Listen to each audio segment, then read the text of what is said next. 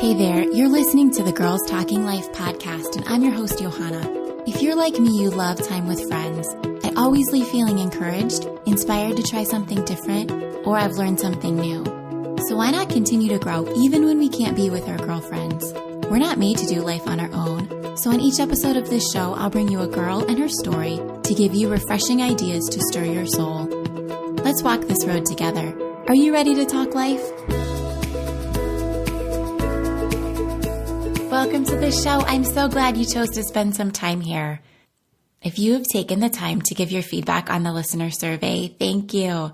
If not, there's still time. I would love to get to know you better and hear your ideas for the show. Would you take just a few minutes to tell me a little bit about yourself and to share your thoughts? Press pause right now, click into the show notes for this episode, and find the link for the listener survey. On the show today, I am so excited to bring you Brooke Robertson. She is a Louisiana-based singer-songwriter. She grew up riding horses and four-wheelers, and she started singing as a preteen. Her debut album, Taking Back My Voice, released earlier this year, and marks the first time she has shared her story as a victim of childhood sexual abuse. Brooke and I chat about how she got started in music. She shares about how she had this plan for her life, and God closed that door, and she was left wondering what she was going to do next.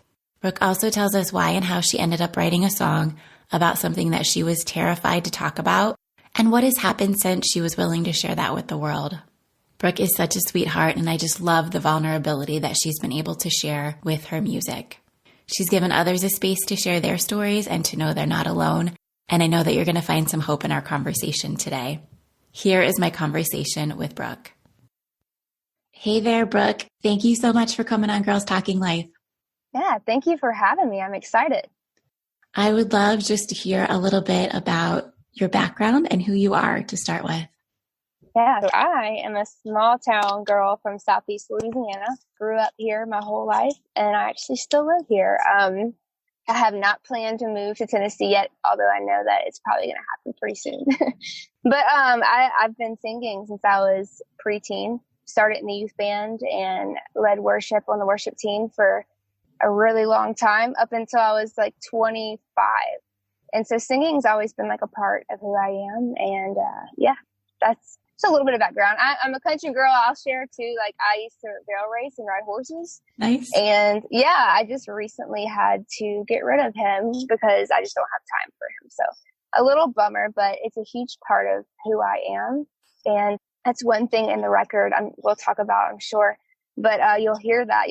You'll hear a lot of the organic country vibe in the record, and it's just a little bit of who I am, a little country girl. Okay. Well, Talk to me about your childhood. What was it like for you growing up in Louisiana? I am very blessed to have grown up in a Christian home, a very tight-knit family. I have grandmas, uncles all over. We call Robertson Hill, even though like it's not an actual physical hill because we always flood. It's just what we call it, Robertson Hill. It's just family. We've been there for a really long time. And I'm thankful to have been really close to them and grew up in the church. Every Wednesday, every Sunday, I was there. And yeah. Nice. Well, you said you started to make music as like a preteen in your worship band? Yeah. So I actually joined the youth band when I was around 12.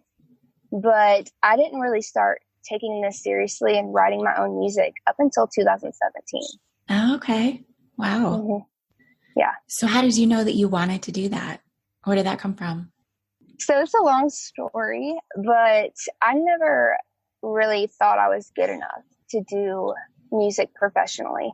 I actually have a bachelor's degree in kinesiology, which is the study of human movement. And I graduated in 2016 from that. And I had this whole plan of going to grad school and getting my master's in occupational therapy. And I was doing music for fun on the worship team. I was also putting out covers, putting them on YouTube and Facebook and all of that. But I really didn't ever think that I was good enough professionally because it was always just a hobby, you know. I was trying to get into schools, and when I graduated in 2016, and I was taking test after test, and I could not pass the test to get in. And I was just like, okay, I'm just going to apply anyway. I'm going to go for it. God's got it. You know, this has to be what I'm meant for. And, you know, now that I look back, I was definitely praying for the wrong things. And I got to this place where I was just like completely confused. Everything was falling apart. School wasn't working out. And I just felt God say, just surrender everything over, lay it down, lay school aside, and just trust me. And it took me a while to finally let go of that because I didn't have a plan B. I only had school, and that was all I had. And everything looked great, you know, on my end, but it wasn't working out. And I was like, okay, something's got to give. And so I did. I decided to just let it go, set school aside. And it was probably one of the most terrifying times of my life because I had no idea like what my purpose was. Yeah. Wow. And so, you know, it was crazy because when I set that aside, it wasn't but a couple months later, my producer now, he reached out. He found a cover on my Facebook, and it wasn't the best cover. Now that I look back, I'm like, that sounds terrible. But he heard it, and he was like, hey, you should come up and write your own music. And I thought it was a joke at first because, you know, it just didn't seem logical in my mind. A small town girl from Louisiana to come up to big Nashville and write her own music because I had never done it before. That is a big deal. Yeah. I was like, I don't know how to write a song. I have stories, but, you know, I didn't know anything about that. Just super new to it all. And I remember talking to my family, and still then, even they were kind of like, you know, you still need to try to get into schools and stuff like that. And, you know, so I had that, and I still wanted to try to get into schools, you know, even though God was saying, let it go. It was still hard for me to fully let that go for some reason. And I was like, you know what? School's not working out. I don't know what I'm doing with my life. So how about I just go for it? You don't know until you go for it, right? Yeah. And so I was like, okay, I'm going to bite the bullet and just go. And so January 2017, I went up and I wrote the EP, Have My Heart. It's a 4-song EP, and it's based off that season of my life where I just had to let and surrender everything, you know, over, let it go. And it's pretty cool now because I released the record. I got signed to a label. I went on tour in 2018, and 2019, we started working on the new record. And then now 2020, it's released. And so it's just crazy to see where God's taken this already. And it's still sometimes a little scary ride, but I've just been very open and just telling God, like, hey, I'm available however you want to use me. And it's just been pretty cool to see how he's used my stories and experiences through music. Well, I have heard your album, and I can certainly tell you that you're good enough. Oh, Thank you so much. Good music. And that is definitely hard when you have a plan and you think that's the logical thing to do. Yeah. You know, it's what makes sense to you. Absolutely. I love how it took a while, but then you let go and just followed what God was hinting at and nudging you towards. Yeah. And it's like, you know, you hear trusting God's plan for your life. My whole life I heard that. You don't really fully understand what trust means until you're having to walk through something that's difficult. And that was something that I fully understood whenever I had to fully trust that God had this thing, because I didn't have it figured out. I thought I did, but I didn't. And my faith definitely grew through that. And it's definitely, you know, throughout this whole music thing already, my faith's grown so much, and I've grown just as a person in my relationship with God already, just having to dig deep with these songs that I would have never shared if it wasn't for music. And so it's kind of cool to see that God had this already figured out. Like, he had this ministry already planned out because he knew I had stories that I would have never told without music. Well, let's talk about that. Your title track is called Taking Back My Voice. This is a deep and heavy song. Talk to me about what it's about and how you decided that you wanted to make that your title, your album title. Yeah, so Taking My Voice Back, really, it's the deepest song that I've ever written. And it was not easy to finally open up about it and to write about it. But in 2018, when I got off tour, I knew I had to start working on a new record. But we'd already started writing, you know, a few songs, but I had no direction.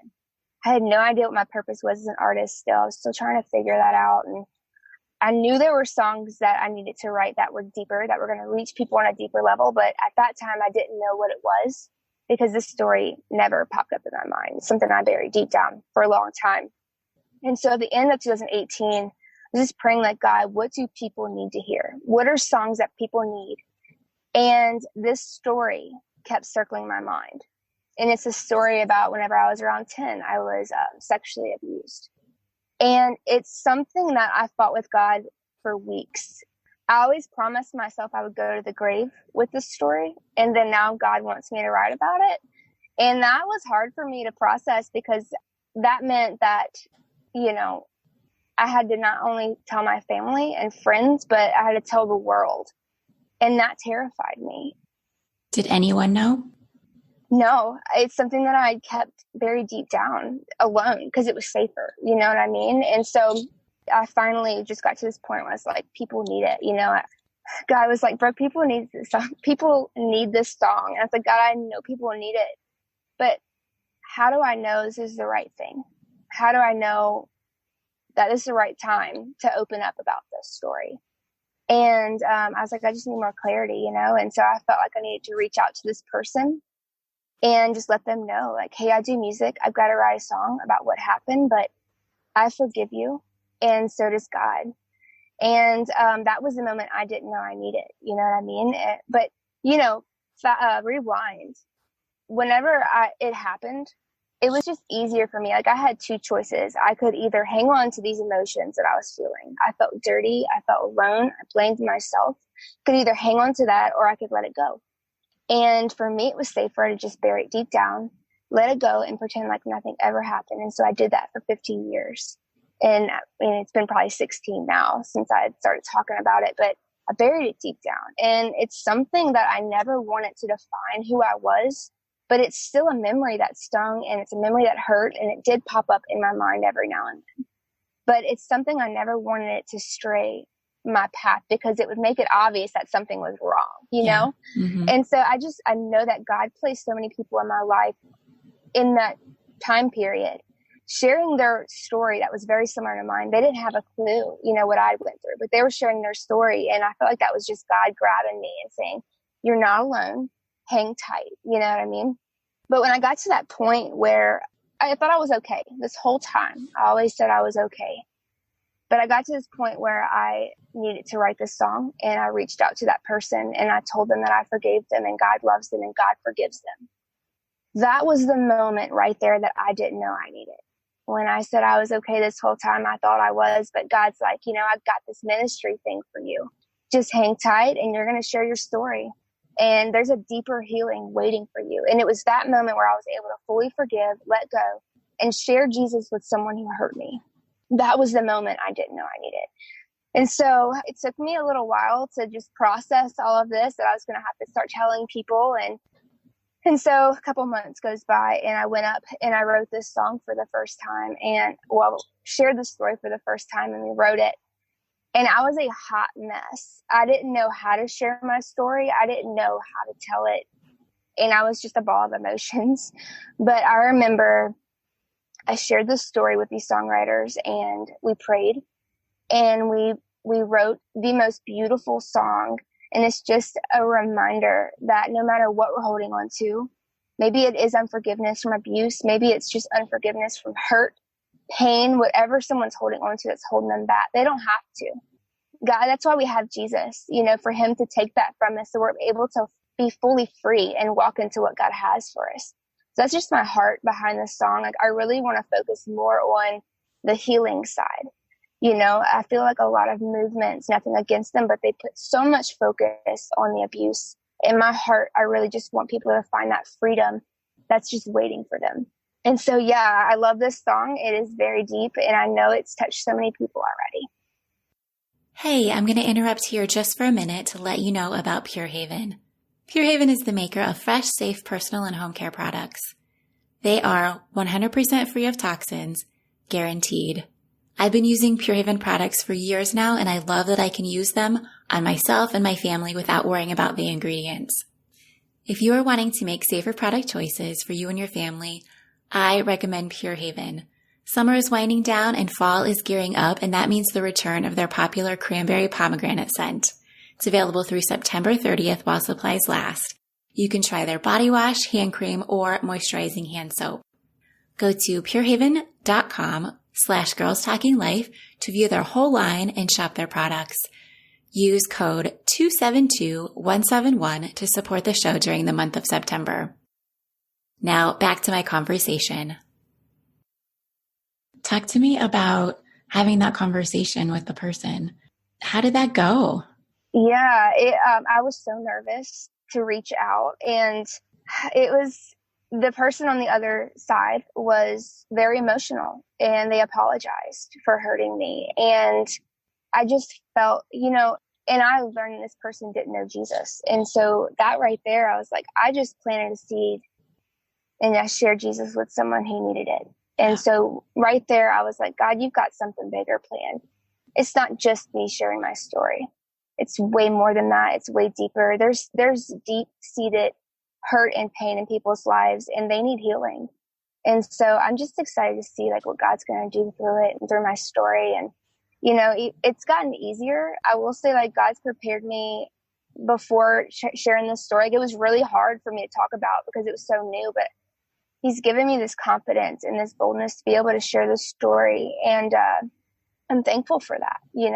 I have a really big family, and I had to basically go around and tell everyone individually. And that right there, before the song released, that right there, I was just like, God's just preparing me. He's helping me learn how to share the story in the most beautiful way that's going to translate in the right way to people. And so I'm just so blessed to even get to do this. For me, it's not just music. I love music. It's a huge part of who I am, but there's a whole ministry behind this. There's way more to just music. So I'm just letting God use me however. What kind of reaction have you gotten from listeners? It's been pretty cool. I've had family that even opened up, so when I felt like God said people need this song, I didn't realize how many. And I didn't realize the people in my family that were hurting and that needed this song too. And so the reaction has, it can be heavy. You know what I mean? Like, people share their story and it's like, whoa, like that's really heavy. And the fact that my song has allowed you to open up. And sometimes we have to go there. We have to open up the wound that we sealed shut a long time ago and just let it heal. So the reaction to this video has just been so incredible. And I know it's just the start. Tell me about some of the other songs on your album, because they're all personal. Yeah, every single song on the record, I have a story behind. I have a song about my mom that I wrote. It's called Purpose for the Pain. And it's our story. When she was pregnant with me, she became very, very sick. And doctors didn't know what was going on. They thought she had a brain tumor, but they couldn't test. And they couldn't treat because they couldn't test because she was pregnant. So everything was just really dark for her. She developed depression and she was just physically hurting. So not only was she just struggling with depression, she was physically hurting. And she went through several months of a pregnancy like that. And I'm so thankful that she was surrounded by family and friends that prayed over both of us, spoke life into us. And they had one lady who prayed. My mom had shared this not long ago, but she had prayed that I would be a Joshua for Jesus. And that just is proof right there that God, when He forms us in the womb, He's already got a purpose for our life. And so, my mom went through, and I'm so thankful for her. She's such a fighter, but she went through the pregnancy struggling, and she was fighting. And they finally got to this point at 8 months where they were like, hey, we need to go ahead and have her early. We're not sure what's going on. It's getting worse. And there's a chance you both may not make it. And of course, my mom did what was best. She had me early and I was very healthy, but, she was struggling. By then they found out that she had shingles of the brain. Oh my. Right. And I had never heard of that before. And it paralyzed a cranial nerve. And so what that did was paralyze her face, and part of her hearing is gone. And so, she's healthy now. She's good. I mean, I remember as a kid going to doctor's appointments with her. That's how long she had to go. But she's good now. And like, she has the scarring still. She still has paralysis and her hearing is gone, but I don't see that. I see a fighter and someone who is just full of faith. We don't always understand why, because my mom, something that's supposed to be so happy was not for her. She was struggling. And people ask why, she asked why me? Why do I have to go through this? And we don't always have the answers. We don't always understand when people see their miracles here, or maybe they see them in heaven. We don't always understand that. But what I do know is that God is still good, whether it's through our pain or after. He doesn't change, and he still loves us so much. And so, yeah, I love that song. It's our story. It's very personal. And yeah, I mean, I can go on and on. There's several songs. There's one called Wait and See. And it's about me. If I could go back and talk to little Brooke, what would I say? And because no one knew, like, I hid it so well. No one knew what I was struggling with and what I had went through. I just wanted to give her a big hug and just let her know, like, I love her. And so does Jesus. And another one I wrote, it's called See You Here. It's about my great grandmother, and she lived on the hill, Robertson Hill. She was a huge part of our family. And when she passed, it was so hard for us. And we were very blessed to have her for 95 years, almost 96. But sometimes it's just hard to say goodbye, and so very personal songs on the record. And I know that other people can relate to them, even though they're very personal to me. Well, that's how music is, I feel like, especially when you're a singer-songwriter. So you are writing these, and when people listen and know that you've written them and they can relate, it's just such a personal, healing, hopeful kind of thing. Right. Exactly. I feel like when you dig a little deep and you're just real, you know what I mean? I feel like that's just so key in music, is just be real. You know what I mean? Just be who you are. And sometimes being vulnerable is hard, but it's worth it. And that's what I've learned, because I've never been this vulnerable before, ever. And this record has definitely allowed me to open up and just be a little more vulnerable. What was it like releasing it during the pandemic? Oh, goodness. It's not what I envisioned for my release. And so I was having a hard time at the beginning. And I just felt God say, take a step back, lean into what I'm doing, lean into what I'm saying, and just trust me on this. And it's just another little bump in the road. But it's cool too. There's always a positive to everything. And I've seen, everyone is at home. They are on their phones a lot. And so maybe it's not such a bad thing this record was released during the pandemic. And so the response was definitely really good. And it's not what I thought it would be during a pandemic. But obviously it does come with some downsides. Shows have been canceled and postponed and stuff like that. But there's always good in it. And I always try to look at the good. I can tell that about you. Yeah. So your music, like we said, is just full of hope and healing and forgiveness. What would you say to someone who is maybe still holding on to some pain? Yeah, I've definitely had many people ask, like, how can you forgive someone that hurt you? How? Like, that bad? How do you do that? And I always come back with, forgiveness is not for them. It doesn't excuse the thing that happened to you. But what it does is it releases you. It's freeing for you to be able to let go, because you don't realize how heavy it is to hold on to unforgiveness. It just makes you become a little bitter, and you don't realize it, and just tense and not as happy as you could be. And so I always just tell people it's for you, and it's so relieving for you. It's like a weight off your shoulders. I love that. Like I said, your album is beautiful, and I would highly encourage everyone to listen to it. Where can they find your music? Thank you so much for saying that. It is everywhere you get music. It's on Amazon, iTunes, Apple Music, Spotify. So I don't have physical copies yet. I'm still waiting because of the pandemic. They've stopped all fabrication for like production and stuff. So I'm waiting for those, but it is all online. You can find everything online. I have the music video for Taking My Voice Back on my YouTube channel. And so that, I love that music video. I actually just released a video describing in detail, like, what certain parts mean, because it's very symbolic, and it's a very deep video. It's one of those that you kind of like go back and watch, but a lot of symbolism in there. And so I would encourage people to watch the music video for Taking My Voice Back and the explanation video. It just kind of paints a picture, for you to understand it easier. Okay. Thank you. Yeah. Yeah, of course. Brooke, I want to switch gears just a bit and ask you for your favorite 5. Yes. What are 5 things you are doing or reading or watching right now that are your favorites? Okay, so I'm not like a huge reader. I've never been for some reason. But for devotionals, I do love devotionals. Unshakable by Christine Kane, I've been reading for a while. It's a 365-day devotional. I have been loving that. Love Christine. Yeah, I love her. I love her heart. She's amazing. So I also love food. So there's like a little coffee shop by my house, and they have amazing breakfast and coffee. I've been loving that. And also, I don't watch much TV, but I love Cooking Network.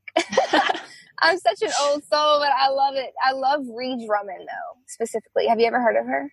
Yes. Yeah, she's like Pioneer Woman. She's a farm girl. I love her channel. Also, I love hiking. It's anything outdoors, really, but hiking is something I love. That's been a great thing to do during this time, too. I know, just being outside. And then the last one is family, because that's one thing I've had a lot of time to do is spend with my family. So that's it. That is great. Thank you for sharing those. It's fun. Brooke, thanks for sharing your story. I mean, the weight, like this is not an easy thing to approach. And I think that you've done it so eloquently. Oh, thank you so much. If you would have asked me a couple years ago if I would be sharing my story with people, I probably would have thought you were crazy because it's something I never would have imagined. But thank you for giving me the opportunity to be on your podcast and share my story with people, because you never know who needs it.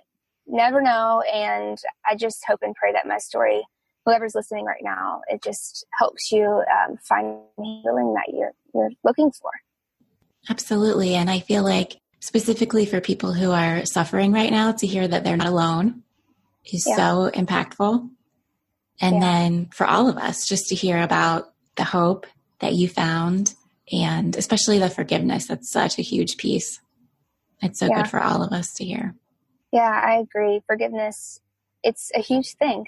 And we hear, I grew up never hold grudges, always forgive. And it's always easier said than done sometimes.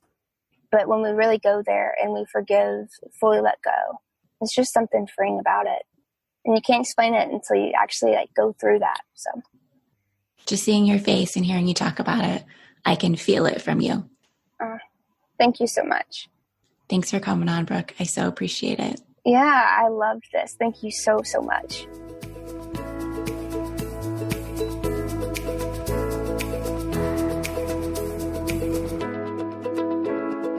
I hope you loved my conversation with Brooke. She is such an encouragement.